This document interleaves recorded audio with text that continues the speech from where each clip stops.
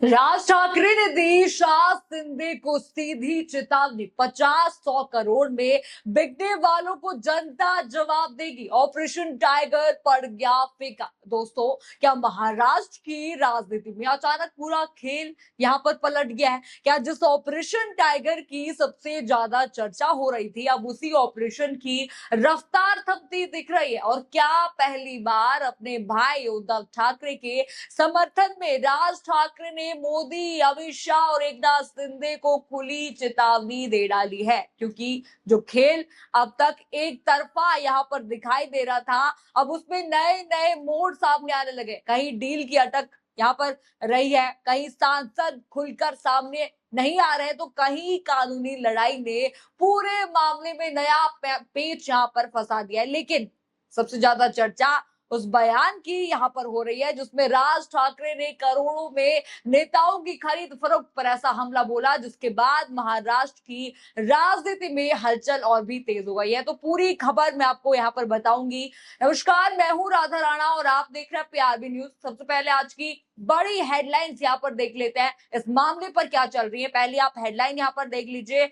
आज शामिल नहीं होंगे उद्धव गुट के बागी 6 सांसद, खुद शिंदे गुट ने कर दिया खारिज। अगली आप हेडलाइन यहां पर देख लीजिए। शिवसेना के ऑपरेशन टाइगर में नया मोड़, उद्धव सेना का दावा 6 में से 2 सांसदों ने डील पर नहीं किए साइन। अगली आप हेडलाइन यहां पर देख लीजिए।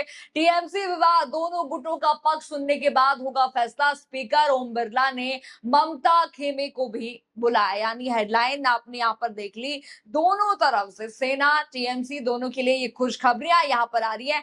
यानी कि जिस ऑपरेशन को अब तक लगभग तय माना जा रहा था, अब उसी पर सवाल उठने लगे हैं। कहीं डील रुकी हुई है, कहीं कानूनी लड़ाई तेज हो रही है, और इसी बीच राज ठाकरे का बयान पूरे मामले को और भी ज्यादा गर्म यहां पर कर देता है। अब जरा ये ट्वीट देखिए, जिंदाबाद का ये ट्वीट है। महाराष्ट्र में इन दिनों सियासी हलचल तेज है। उद्धव ठाकरे गुट के 6 सांसद एकनाथ शिंदे की पार्टी में जा रहे हैं। इस सियासी हलचल पर महाराष्ट्र नवनिर्माण सेना के प्रमुख राज ठाकरे ने बड़ा बयान दिया है। जरा सुनिए उन्होंने क्या कहा। उन्होंने कहा, 50-50 करोड़ रुपए में जनप्रतिनिधि बिक रहे हैं, आत्मसम्मान की मौत हो चुकी है। ये किस्मत की बात है कि मेरी पार्टी के सांसद नहीं चुने गए, वरना वे भी शायद इसी तरह से बागी हो जाते, बिक जाते। बता दें कि उद्धव गुट के 6 सांसद महाराष्ट्र के उप मुख्यमंत्री एकनाथ शिंदे की गुट वाली पार्टी में विलय करने वाले हैं,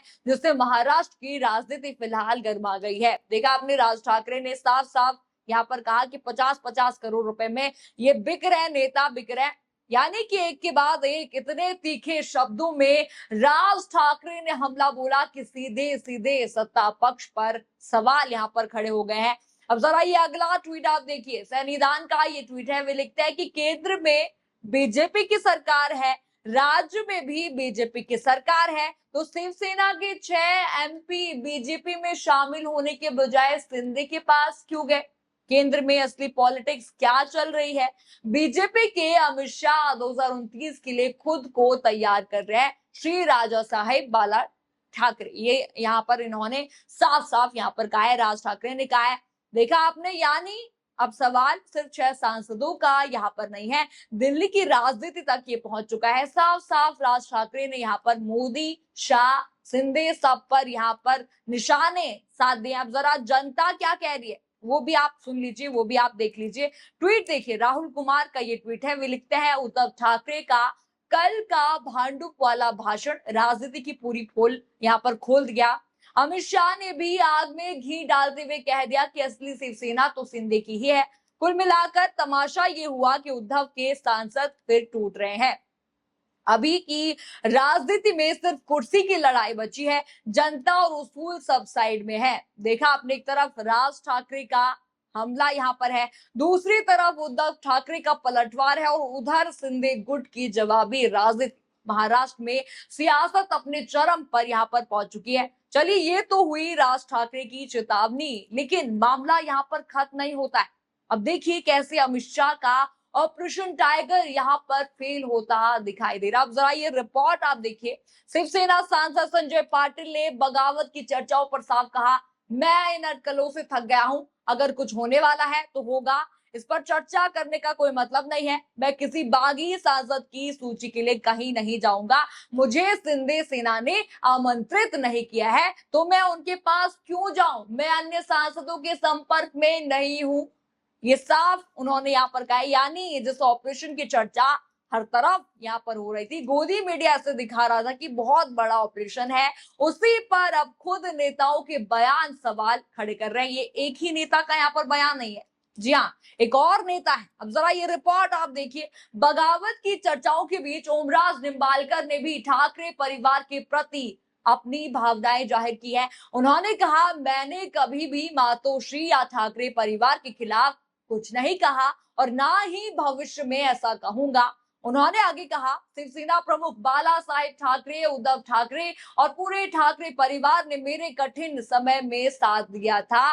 देखा आपने, यानी कि एक नहीं दो नेताओं ने यहाँ पर साथ दिया है। एक तरफ कोई कह रहा है कि उसे बुलाया ही नहीं गया, दूसरी तरफ ठाकरे परिवार के प्रति वफादारी का खुलकर इजहार यहाँ पर ये दोनों कर रहे हैं। यानी साफ है, राज ठाकरे की चेतावनी भी मिल गई है और ऑपरेशन टाइगर अमित शाह का यहाँ पर फेल होता हुआ दिखाई दे दिया है। मैंने आपको दोनों यहाँ पर दिखा दिए, बयान दिखा दिए, कैसे दो लोग जो हैं ये टाइगर मिशन को फेल यहाँ पर कर रहे हैं। तो आखिर पूरा मामला क्या है, उसे भी जरा आसान भाषा में आपको समझा देती हूँ। दरअसल पिछले कई दिनों से ये खबरें गोदी मीडिया चला रहा था कि उद्धव ठाकरे गुट के 6 सांसद एकनाथ शिंदे की शिवसेना में शामिल हो सकते हैं। इस पूरे अभियान को एक नाम भी दिया गया था, ऑपरेशन टाइगर। हर जगह यही चर्चाएं चल रही थी, यही खबरें चल रही थी। लेकिन जैसे जैसे वक्त बीता, तस्वीर यहाँ पर बदलती नजर आई। कुछ सांसदों ने खुद बगावत की खबरों से इनकार कर दिया। मैंने आपको दिखा दिया, संजय पाटिल ने यहाँ पर साफ कहा कि उन्हें शिंदे गुट ने बुलाया तक नहीं है और वो किसी बागी सूची का हिस्सा नहीं है, साफ उन्होंने कहा। वहीं ओमराज निंबालकर ने भी ठाकरे परिवार के प्रति अपनी वफादारी दोहराते हुए कहा कि उन्होंने कभी उद्धव ठाकरे के खिलाफ कुछ नहीं कहा और ना ही भविष्य में ऐसा कहेंगे। दोनों की बातें आपने देख ली। इसी बीच राज ठाकरे का भी बड़ा बयान सामने आया। उन्होंने करोड़ रुपए में नेताओं की खरीद फरोख्त पर सवाल उठाते हुए कहा कि राजनीति में आत्मसम्मान खत्म होता जा रहा है। उनके इस बयान को भी पूरे घटनाक्रम से जोड़कर देखा जा रहा है। यानी कि ये दो जो नेता थे जिनको बागी बोला जा रहा था, वो अब बागी नहीं हो रहे, तो इन पर जो है अब कानून लागू हो सकता है। यानी कि जो बागी होना चाह रहे थे उनकी सांसदी तक यहाँ पर जा सकती है। यानी कि जिस ऑपरेशन टाइगर को लेकर बड़े बड़े दावे किए जा रहे थे, अब उसी पर सवाल उठने लगे हैं। अब देखना ये दिलचस्प यहाँ पर होगा कि आने वाले दिनों में महाराष्ट्र की राजनीति कौन सा नया मोड़ लेती है और क्या ये राज ठाकरे की चेतावनी का असर अमित शाह सरकार या किसी पर भी या बागियों पर भी पड़ता है, ये देखना दिलचस्प होगा। या बागी सांसद अब पीछे यहाँ पर हट रहे हैं या फिर ये सिर्फ एक तूफान से पहले की खामोशी यहाँ पर है। आपको क्या लगता है, क्या बागी डर गए हैं या भी खेला बाकी है? आपको जो भी लगता है कमेंट सेक्शन में अपनी राय जो है जरूर बताइए। खबर आपको पसंद आई हो तो चैनल को लाइक करें, शेयर करें और सब्सक्राइब करें और बने रहिए पीआरबी के साथ। धन्यवाद।